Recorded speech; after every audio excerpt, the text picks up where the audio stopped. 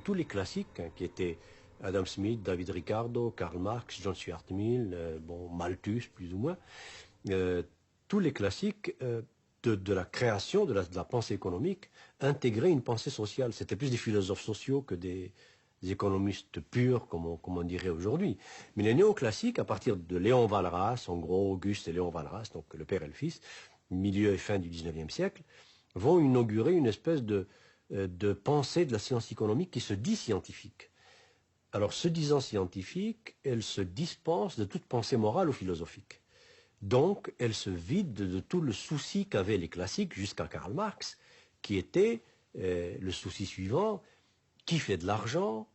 Pourquoi fait-il de l'argent? A-t-il le droit de faire tant d'argent? Et est-ce juste? Est-ce injuste? Est-ce bon pour la communauté? Est-ce mauvais? Donc il y avait une dimension éthique dans la pensée économique. Et cette dimension éthique a été évacuée avec la pensée néoclassique, laquelle pensée néoclassique a ouvert la voie, le chemin à la pensée néolibérale, laquelle pensée néolibérale a ajouté à la pensée néoclassique, en plus de cette espèce de décret scientifique: nous sommes une science, donc nous faisons comme la physique, nous constatons que l'argent va de tel endroit à tel endroit, nous comptons, nous observons, nous classifions, mais nous nous gardons bien de porter un jugement, car la physique, qui est une science, qui est la science des sciences, ne porte pas de jugement. Plus nous croyons devenir efficaces économiquement, il faut dire plus exactement financièrement, parce qu'on confond l'économie et la finance, c'est multiplier l'argent.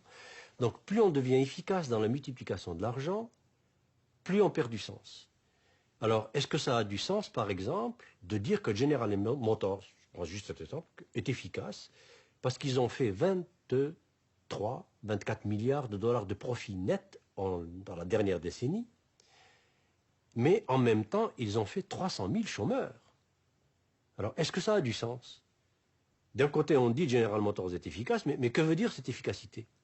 On dit, par exemple, l'économie américaine est plus efficace. Bon, et le plus efficace en indicateur financier, en indicateur de rendement sur capital investi, etc. Mais jamais les États-Unis n'ont eu autant de gens qui vivent au-dessous du seuil de pauvreté à l'américaine, bien sûr. Jamais l'Amérique n'a eu autant de gens qui n'ont pas accès à des soins. 40% de la population américaine n'a accès pratiquement à aucun soin de santé. Jamais les États-Unis n'ont eu un niveau d'éducation aussi bas. 50% des Américains ne savent pas situer l'Angleterre sur une carte de géographie. Aujourd'hui, enfin c'est quand même aberrant. Quand on a la télévision, quand on a tout ça, 50 chaînes minimum par maison. Donc voilà un peu en gros ce que j'appelle cette panne de sens. Nous devons être de plus en plus efficaces matériellement, économiquement, financièrement, mais écologiquement, socialement, politiquement, humainement, nous perdons de plus en plus de valeur et de qualité de vie. Voilà cette panne de sens. On ne sait pas en parler parce qu'il faut sortir complètement du discours économique dominant pour pouvoir commencer à mettre du sens. Autrement dit, il faut reformuler le problème depuis zéro. Or, le reformuler depuis zéro, il faut partir depuis Aristote. Aristote déjà avait dit, attention, ne confondez pas l'économique, qui vient de l'oikos nomia, la maison et la norme de conduite de la maison et de la communauté, avec la crématistique et créma athos, l'accumulation de l'argent. Alors ça nous amène à la question de l'éducation. En éducation aujourd'hui, jusqu'à quel point enseigne-t-on Aristote? Qui connaît Aristote? Qui lit Aristote? Alors, si je dis Aristote, je peux en dire autant de Victor Hugo, de Jean-Paul Sartre, d'Archimède, etc., etc. Bon, passons. Alors, aujourd'hui, on dit paradoxalement que nous sommes dans l'économie du savoir et de la connaissance, mais on n'a jamais aussi peu éduqué, aussi peu enseigné. Mais en même temps, on n'a jamais mis aussi d'emphase sur les institutions dites de formation et d'éducation. Mais je m'explique où est le paradoxe, où est le non-sens. Le paradoxe et le non-sens sont dans le fait que, à peu près partout dans le monde, et particulièrement en Amérique du Nord, on est en train de transformer l'institution d'éducation en institution de reproduction de serviteurs du système. Autrement dit, d'espèces de bipèdes pensants qui n'ont pas d'autres soucis, qui ne doivent plus avoir d'autres soucis que de maintenir ce marché libre et autorégulé et de maintenir cette mécanique à production et multiplication de l'argent. C'est ce qu'on appelle l'employabilité, c'est ce qu'on appelle former des employables, c'est ce qu'on appelle réformer l'éducation depuis le primaire jusqu'à l'universitaire pour former des gens qui trouvent leur place sur le marché du travail. Or ça, c'est horrible. Est-ce qu'aujourd'hui un Victor Hugo serait employable? Est-ce qu'aujourd'hui un Socrate serait employable? Est-ce qu'aujourd'hui un Paul Verlaine, un Rimbaud serait employable? Non. Donc il n'y en aurait pas. Mais que serait l'humanité sans Socrate, sans Aristote, sans Rimbaud, sans Verlaine, sans Victor Hugo? Que serait l'humanité sans ces gens-là? Nous serions des animaux.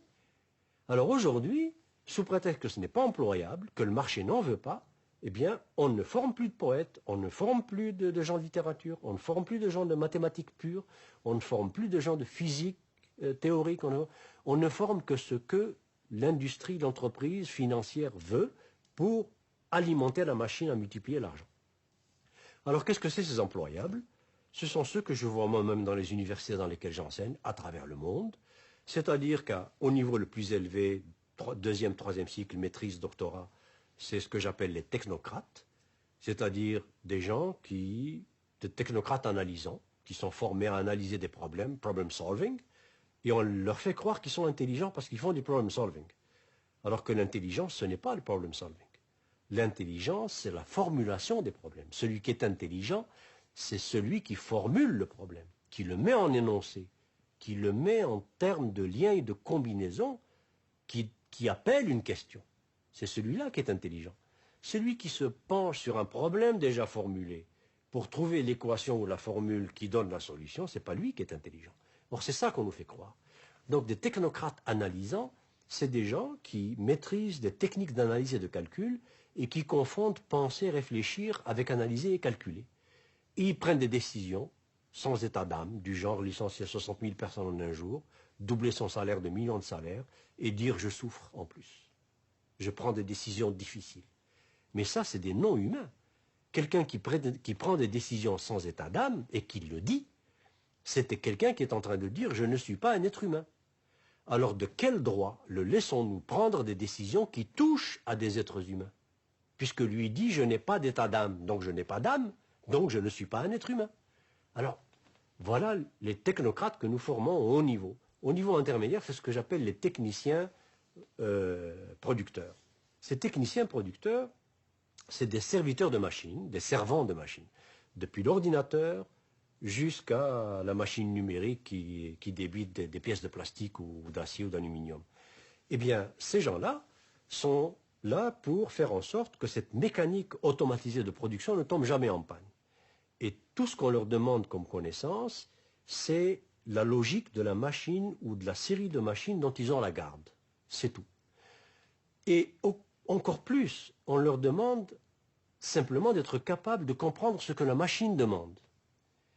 Alors ce n'est même plus eux qui dominent la machine ou qui ont une espèce de supériorité humaine, de supplément d'âme ou de connaissance ou de sens par rapport à la machine. C'est l'inverse, c'est la machine qui dit si tu es assez intelligent, voilà où la puce qui cloche, voilà l'endroit où il faut changer la carte, voilà, etc. Et puis s'il n'est pas assez rapide pour faire ça, il n'est pas bon.